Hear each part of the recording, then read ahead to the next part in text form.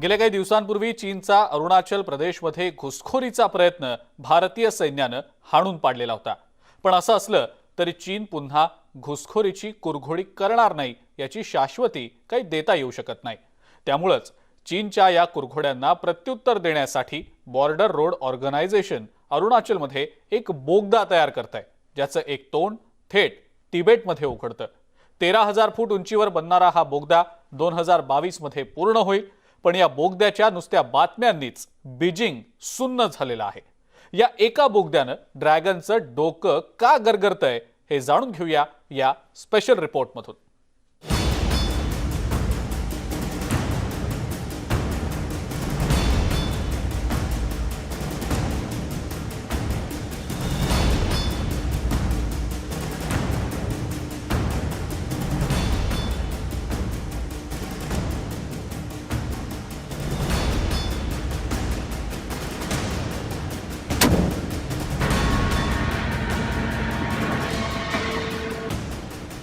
यह सेला टनल जो 13,000 फीट से अधिक की ऊंचाई पर बना दुनिया का सबसे लंबा बाई लेन टनल होगा। अरुणाचलच्या सीमेवर भुयारी मार्ग, चीनच्या पायाखालची जमीन सरकली। उंच डोंगर पोखरून तयार केला जाणारा हा भुयारी मार्ग भविष्यात चीनसाठी मृत्यूचा मार्ग ठरणार आहे। हिमशिखरांच्या पोटातून जाणारा हा रस्ता भविष्यात ड्रॅगनसाठी काळ ठरणार आहे। खरं तर या मार्गामुळे भारतीय सैन्याला भारत आणि चीन सीमेवर असलेल्या चीनच्या लष्करी तळांपर्यंत पोहोचणं सहज शक्य होणार आहे। भारत चीन सीमेवरील तणावाच्या पार्श्वभूमीवर या भुयारी मार्गाला महत्त्व प्राप्त झालंय। नुकतंच केंद्रीय संरक्षण मंत्री राजनाथ सिंह यांच्या हस्ते डिजिटल पद्धतीनं या भुयारी मार्गाच्या अंतिम टप्प्याच्या कामाला सुरुवात करण्यात आली।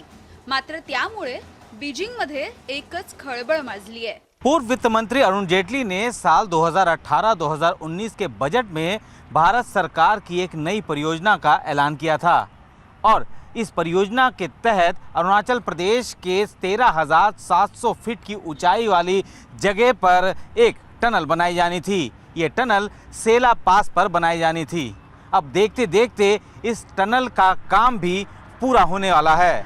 उम्मीद जताई जा रही है कि अगले साल यानी कि 2022 तक इस टनल का काम पूरा हो जाएगा और यहाँ से यातायात शुरू हो जाएगा और कह सकते हैं कि इसी टनल के जरिए LAC तक भारतीय सेना की पहुँच और आसान हो जाएगी।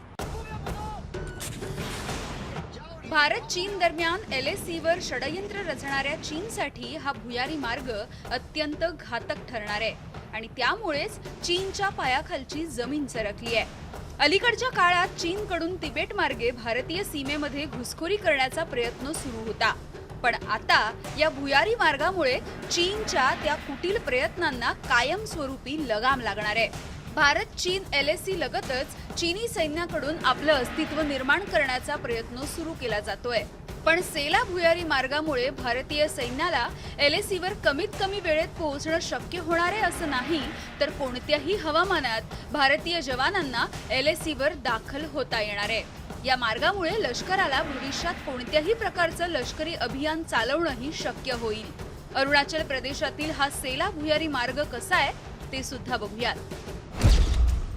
राष्ट्रीय महामार्ग 13 वर सेला भुयारी मार्गाची निर्मिती करण्यात येते। या भुयारी मार्गामुळे अरुणाचल प्रदेशातील LAC लगतच्या भागात लष्कराला ये-जा करणं शक्य होईल। तसंच अरुणाचल प्रदेशातील तवांग आणि LAC वरच्या बोमडिला पर्यंत सहजपणे पोहोचता येईल। विशेष म्हणजे बोमडिला मार्गे भारतीय सैन्याला तिबेटमध्ये दाखल होता येणार आहे। तिबेटच्या याच परिसरात चीनी सैन्याचा वावरही आहे, त्यामुळे या भुयारी मार्गाला अधिक महत्त्व प्राप्त झालंय। सेला भुयारी मार्ग हा दुपदरी असून बर्फवृष्टीच्या काळातही भारतीय सैन्याला LAC वर पोहोचणं शक्य होईल। सैन्याव्यतिरिक्त अरुणाचल आणि आसाममधील नागरिकांसाठी सुद्धा हा भुयारी मार्ग एक वरदान ठरेल। या दोन्ही राज्यातील नागरिकांच्या प्रवासाचा वेळ सुद्धा वाचणार आहे। इस सुरंग का उपयोग करने वाले यात्री वह चाहे हमारी आर्म्ड फोर्सेस के पर्सनल हों या यहाँ के आम नागरिक हों, इस राह में आने वाले कई खतरों से बचने में वह सक्षम होंगे। यह टनल हमारी नेशनल सिक्योरिटी को मजबूत करने के साथ साथ यहाँ के नागरिकों की परिवहन सुविधा में बड़ा बदलाव लाकर यहाँ की सामाजिक आर्थिक स्थिति को मजबूत करने का भी काम करेगा। State of the art features और टेक्नोलॉजी से बना यह टनल आने वाले समय में तवांग समेत पूरे प्रदेश की लाइफलाइन साबित होगा, ऐसा मेरा विश्वास है। अलीकडच्या काळात भारत आणि चीन दरम्यान एलएसीवर परिस्थिती चिघळली आहे। चीनच्या षडयंत्रामुळे दोन्ही देशातील सीमेवर तणाव निर्माण झालाय। या पार्श्वभूमीवर सेला भुयारी मार्गाचं काम लवकरात लवकर पूर्ण करण्याचा प्रयत्नही केला जातोय। बीआरओ अर्थात बॉर्डर रोड ऑर्गनायझेशनकडे या भुयारी मार्गाच्या निर्मितीची जबाबदारी सोपवण्यात आली आहे। नैसर्गिक परिस्थिती प्रतिकूल असताना सुद्धा 13,000 फुटांहून अधिक उंचीवर जगातील सर्वात लांब भुयारी मार्गाची निर्मिती केली जाते। खरं तर भारताकडून इतक्या उंचीवर भुयारी मार्गाची निर्मिती केली जाईल याचा चीनने स्वप्नातही विचार केला नसेल। देशांच्या सीमांची तटबंदी आणखी मजबूत करण्यासाठी तसंच स्थानिकांना ये-जा करणं सोपं व्हावं म्हणून बीआरओने हे आव्हान स्वीकारलं। जैसा कि मैं आपको बताना चाहता हूं कि ये सेला टनल बीसीटी रोड पर है, जो बाली पारा चारद्वार तवांग रोड है।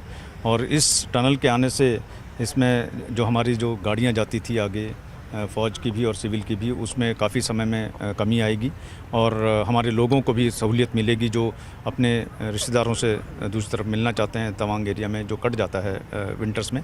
तो इससे हर दृष्टिकोण से इसमें बहुत इम्प्रूवमेंट है और बहुत प्रगति से काम चल रहा है। 9 फेब्रुवारी 2019ला पंतप्रधान नरेंद्र मोदींनी सेला भुयारी मार्गाची पायाभरणी केली होती। या प्रकल्पांतर्गत 2 भुयारांच्या निर्मितीचं काम केलं जात आहे।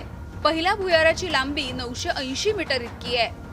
15 जानेवारी 2021ला त्याच्या खोदकामाला सुरुवात करण्यात आली होती, तर 23 जुलै 2021ला दुसऱ्या भुयाराच्या खोदकामाला सुरुवात करण्यात आली। याची लांबी 1555 मीटर इतकी आहे। सेला भुयारी मार्गाचं काम पूर्ण झाल्यानंतर आसामचं तेजपूर आणि अरुणाचल प्रदेशातील तवांग या दरम्यानचं अंतर कमी होणार आहे। विशेष म्हणजे तवांगमध्ये लष्कराचं मुख्यालय आहे आणि त्यामुळेच लष्करी दृष्टीने सुद्धा या मार्गाचं महत्त्व अधिक वाढलंय।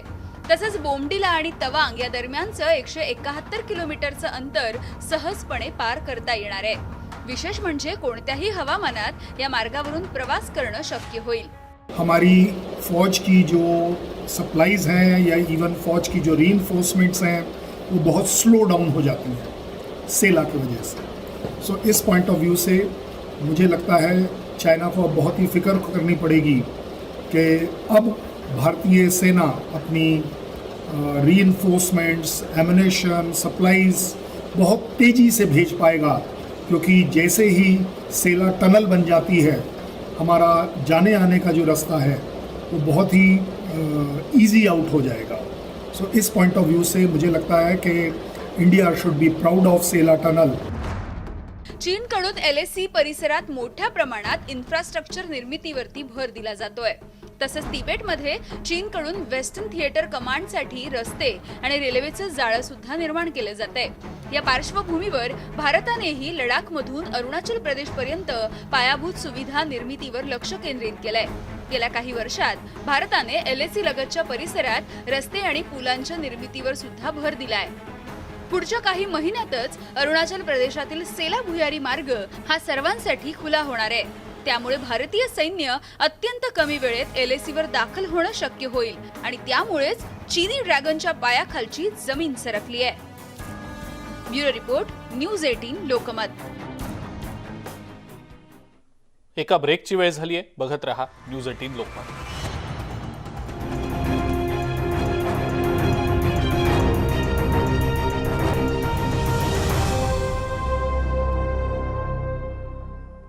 ब्रेक नंतर आपल्या सगळ्यांचं पुन्हा एकदा स्वागत।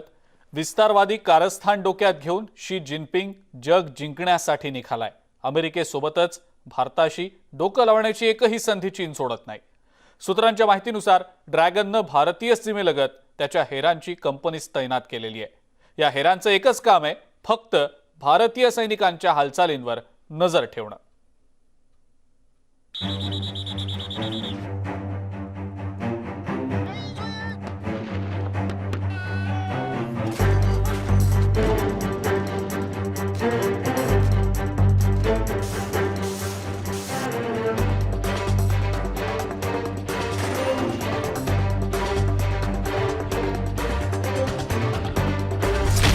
सीमेवर जिनपिंगचा हेरगिरीचा प्लॅन.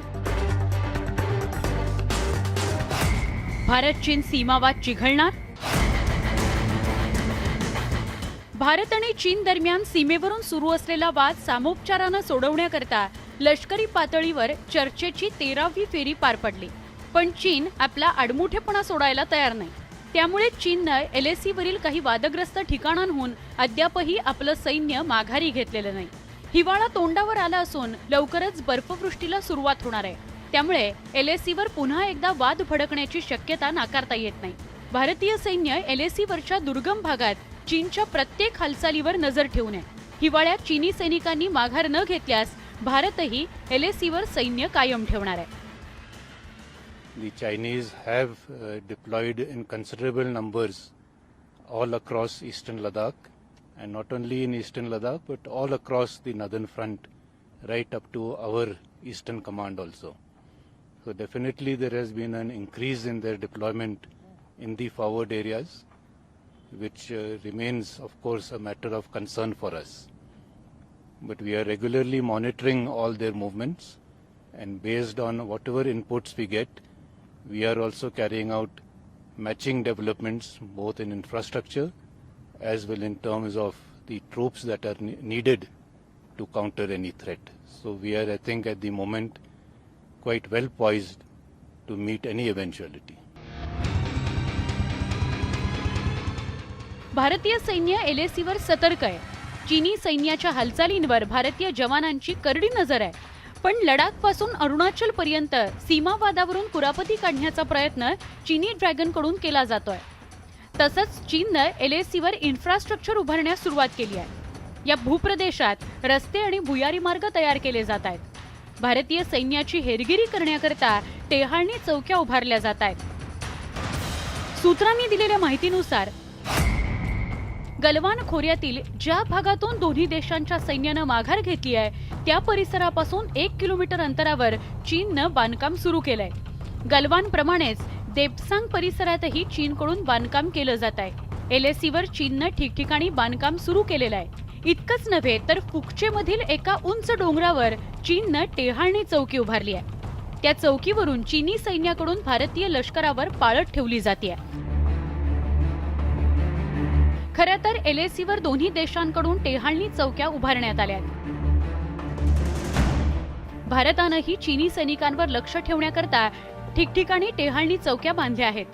पण गलवान खोऱ्यातील बफर झोन लगत चीननं ती टेहाळणी चौकी बांधली आहे. भारतीय सैन्याच्या भीतीपोटी चीननं ती चौकी बांधली आहे. मुझे लगता है कि अब समय आ गया है कि चाइना का जवाब देना पड़ेगा. India needs to occupy something. वो हाइट हमें पकड़नी पड़ेगी, वो स्ट्रैटेजिक पॉइंट्स हमें पकड़ने पड़ेंगे जिससे चाइना के साथ आप बार्गेनिंग टेबल के ऊपर कुछ ऑफर कर पाए.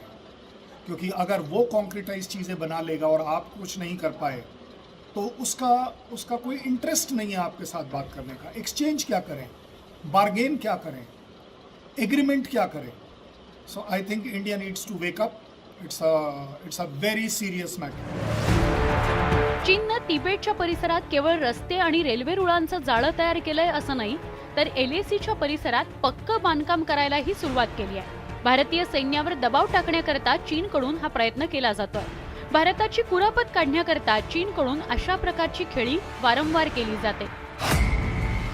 गेल्या 2 वर्षात चीननं LACवर आपली ताकद वाढवायला सुरुवात केली आहे. तसंच सैन्यासाठी कायमस्वरूपी निवाऱ्याची सोय केली जाते. गुप्तचर विभागाला मिळालेल्या माहितीनुसार चीननं आपल्या सैनिकांकरता 8 ठिकाणी मॉड्युलर कंटेनरचा वापर करून निवाऱ्याची सोय केली आहे. उत्तर काराकोरमच्या वहाब जिल्ह्यापासून पियू, हॉटस्प्रिंग, चांगला, ताशीगोंग, मांझा, चुरुप या ठिकाणी नव्यानं बांधकाम करण्यात आलंय.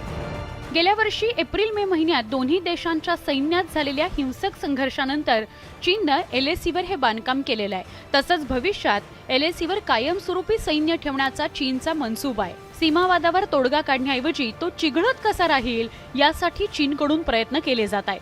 कॉन्फ्लिक्ट का एरिया, डिस्प्यूट का एरिया बढ़ा रहे हैं और मुझे लगता है इंडिया को न केवल सतर्क होना चाहिए बट अब एक उस एक्शन मोड में आना चाहिए, एग्रेसिव एक्शन मोड में आना चाहिए कि वो इस तरह की डेवलपमेंट टॉलरेट ना करे, प्रोटेस्ट करे, वार्ता को चाहे रोकना पड़े तो रोक दे। साथ ही साथ हमें भी अब समय आ गया है कि वो जगह चुननी चाहिए जहाँ पर हम अपना डेवलपमेंट कर पाएँ, जिससे कि इनमें से कोई भी जो चाइनीज़ के ये जो एग्रेसिव स्टेप्स हैं इनमें से कोई भी सक्सेसफुल ना हो।